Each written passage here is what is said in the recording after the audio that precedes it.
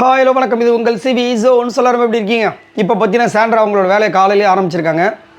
ஏன்னா நேற்று ஃபுல்லாக வந்து அமித்தோட மண்டையை வந்து கழுவிட்டு இருந்தாங்களே, விஜய் பார்வதி நம்பாதன்னு சொல்லியிருக்காரு அப்படின்னு. அடுத்ததாக வந்து இப்போது கானவனத்தை அட்டாக் பண்ணுறாங்க காலையிலேயே.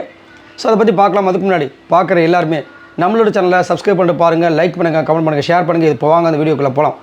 ஸோ சாண்ட்ரா வந்து இப்போதுக்கு ஒரு புது மிஷனை வந்து ஆரம்பிச்சிருக்காங்க. என்னென்னா பிரஜன் வந்து சொல்லிட்டார்ல, பிரஜனை வந்து சொன்னது எதுக்குன்னு நம்ம எல்லாருக்குமே ஒரே கன்ஃபியூஷன். ஏன்னா வெளியில் இருக்கும்போது அவர் பேசுகிறது என்னென்னா, விஜய் பார்வதி கிட்ட ஃப்ரெண்ட்ஷிப்பை நாங்கள் நீட்டிக்கணும் நாங்கள் எங்கள் ஃபேமிலி அப்படின்னு சொன்னார். அதே மாதிரி திவ்யாவை பற்றியும் கானாவனை பற்றி இன்னும் ஒரு சில பேர்லாம் பார்த்தீங்கன்னா ஒரு சில விஷயங்கள் உள்ளே போய் பேசணுன்னார். ஆனால் உள்ளே வந்தவர் எதுவுமே பேசலை. விஜய் பார்வதி நம்பாதன்னு மட்டும் போயிட்டார். ஏன்னா அது ஏதோ சம்திங் ஏதோ ஒன்று போயின்னு இருக்குது. விஜய் பார்வதிக்கு அகென்ஸ்டாக பண்ணணுன்ட்டு ஏதோ பண்ணுறாங்களா என்னன்னு தெரியல. இப்போ அது சொன்னதுலேருந்து என்ன பண்ணுறாங்க, எல்லாருக்கிட்டையும் நல்லா பழகிற சாண்ட்ரா எல்லாருக்குமே நல்லா தான் பழகிறாங்க, விஜய் பார்வதி எல்லார்கிட்டையும். ஆனால் விஜய் பார்வதி இல்லாத நேரங்களில் நேற்று அமைதிக்கிட்ட என்ன பண்ணுறாங்க, அவளை நம்ப வேணான்னு சொல்லிட்டார் பிரஜன் என்கிட்ட சொன்னதை உங்ககிட்ட நான் சொல்கிறேன். விஜய் பார்வதி லவ்வையும் கேமாக தான் பண்ணுறா, உங்கள்கிட்ட பேசுகிறதுமே அவளோட கேம் தான். நான் சொன்னால் நீங்கள் நம்ப மாட்டீங்க, உங்கள் பொண்டாட்டியே வந்து சொல்லுவா, நம்புவீங்க அப்படின்னு ஒரு இதை போட்டு விட்டாங்க. ஆனால் அவர் சூப்பராக ஒரு ரிப்ளை கொடுத்தார். நான் வந்து ஃப்ரெண்ட்ஷிப்பாக இருக்கும்போது யாரையும் டவுட் பண்ண மாட்டேன் அப்படின்ட்டு.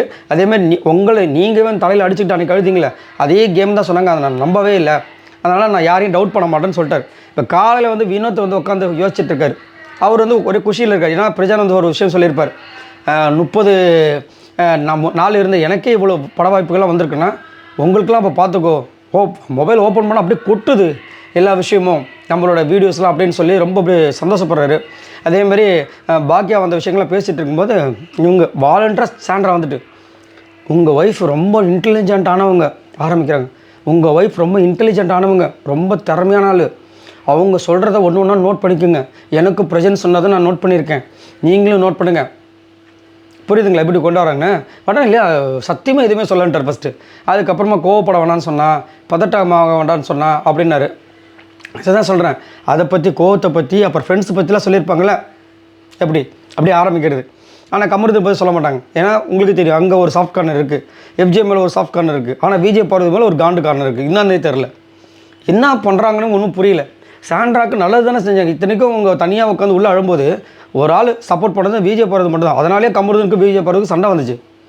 இப்போ என்னென்னா இந்த மாதிரி வந்து பிரஜன் சொன்னதுனால வந்து ஃபுல் இதில் இருக்காங்க. ஒரு வேளை வந்து அதுதான் ஹிண்ட்டு, புரியுதுங்களா? விஜய் பார்வதிக்கு வெளியில் ஹேட்டர்ஸ் இருக்காங்க, நீ அவளை கலாயி உனக்கு ஆட்டோமேட்டிக்காக ஓட்டு ஏறும் அப்படின்னு நினச்சிருக்காங்களான்னு தெரியல. இப்போ என்ன ஒரு விஷயம் போயிட்டுருக்குன்னா, விஜய் பார்வதி விசஸ் எல்லா கண்டஸ்டண்ட்டோட ஃபேன்ஸ் அந்த மாதிரி போயிட்டுருக்கு.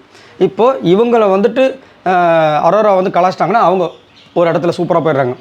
இப்போ விஜய் பார்வதியை வந்துட்டு ஒன்றுமே பண்ணாத சுபிக்ஷா இப்போ இன்றைக்கி வந்துட்டு விஜய் பார்வதி வந்து செம்மையாக வந்து கலாச்சிட்டாங்க வச்சுங்களேன், இன்றைக்கி அவங்களோட ஓட்டு செம்மையாக இன்க்ரீஸ் ஆகும், மேலே போயிடுவாங்க. இதை ஒரு விஷயமாக வச்சு நல்லா உங்களுக்கு புரியும்னு நினைக்கிறேன். விஜய் பார்வதி இப்போ ட்ரம்ப் கார்டு எல்லாருக்குமே, ஹேட்டர்ஸ்க்கு இருந்தாலும் சரி, ஃபாலோவர்ஸ்க்கு இருந்தாலும் சரி, அவங்க தான் வந்து ஒரு கண்டென்ட்டாகவே இருக்கிற காரணத்தினால என்ன பண்ணுறாங்கன்னா, அதான் இந்த படத்தில் வடிவேல் படத்தில் சொல்லுவார்ல, கடைசியில் என்னை அடித்து நீயும் என்னை அடித்து பெரிய முடிவு பண்ணிட்டியா அப்படின்னு. அந்த மாதிரி இப்போ அதை தான் நான் சொன்ன லாஜிக்கு. இப்போதைக்கு அவங்க தான் ஹேட்டர்ஸில் நம்பர் 1 இருக்காங்க, ஃபாலோவர்ஸில் இருக்காங்க. அப்படின்போது இவங்களை அடித்தா இவங்க பெரிய ஆள் ஆகிடுவாங்க. சுபிக்ஷா லாஸ்ட்டில் இருக்காங்க, அவங்க கூட இன்றைக்கி நல்லா சேலஞ்ச் பண்ணி சொல்கிறாங்க. இன்றைக்கி விஜய் பார்வதி வச்சு செஞ்சு ஒரு 4-5 பாயிண்ட் வச்சு ஏதாவது பேசிட்டாங்க வச்சுக்கோங்க, ஓட்டு டமால் எகிரிடும். அந்த மாதிரி ஒரு சுச்சுவேஷன் போயிட்டுருக்கு. அதனால் என்ன பண்ணுறார் பிரஜன் வந்துட்டு அந்த விஷயத்தை அங்கே வந்து சொல்லியிருக்காரு.